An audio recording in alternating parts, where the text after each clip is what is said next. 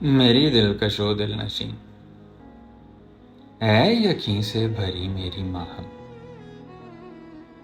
بتاؤ ذرا کس طرح سے تمہیں میری چاہت کا آیا یقین؟ تم گماں سے پرے کس لیے تھیں؟ یقین کا دوپٹہ اتارا نہیں تم نے سر سے، بتاؤ تو کیوں تمہیں میری ہر بات سچی لگی؟ کیوں تمہیں جو خطاؤں بھری تھی میری ذات اچھی لگی؟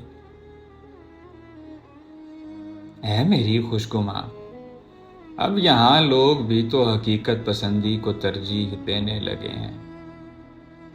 بتاؤ بھلا ایسے عالم میں کیا ایسا ممکن بھی ہے کہ حقیقت پسندی کا قائل بھی رہنا مگر خواب سے بھی تعلق بنائے ہوئے چاہتوں کی گلی کو سجانا؟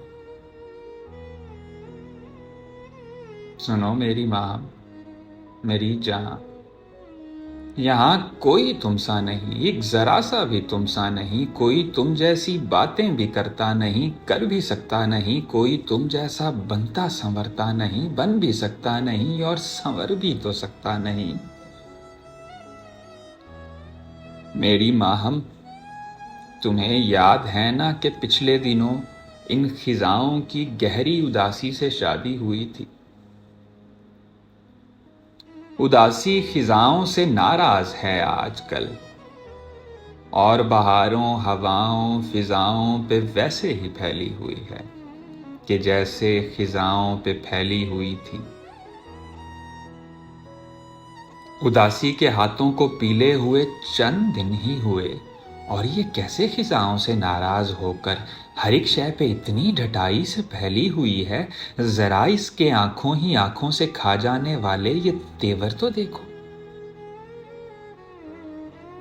میری دلکش و دل نشیں، اب تمہیں فکر کیا؟ تم تو خود اس اداسی سے ناراض ہو کر گئی، تم تو ساری خزاؤں بہاروں ہواؤں فضاؤں سے ناراض ہو کر گئی۔ اب تمہیں یہ منانے کی خاطر کریں گی ہزاروں جتن، اور پھر بھی تمہیں یہ کسی طور ماہم منا نہ سکیں گی۔ تمہیں یہ سبھی مل کے بھی روز اول سے بھٹکی ہوئی اس سیاہ اور تاریک مکار کذاب جھوٹی رذیل اور فانی سی دنیا میں واپس بلا نہ سکیں گی۔ مجھے اب تمہاری یہ ناراضیاں مار ڈالیں گی۔ اے میری ماہم، مجھے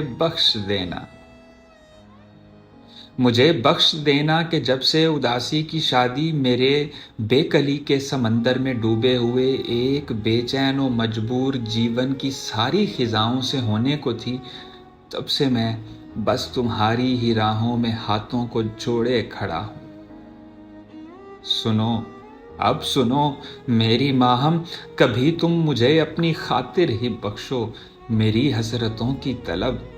اب تمہاری یہ ناراضیاں مجھ پہ ایسے اترتی ہیں جیسے کسی بددعائی ہوئی قوم پر ایک عذاب الہی اترنے لگے۔ اب مجھے اس طرح سے ہی پھر بخش دو جس طرح سے ہمیشہ مجھے بخشتی آئی تھی، میری ماہم، میری ماہم۔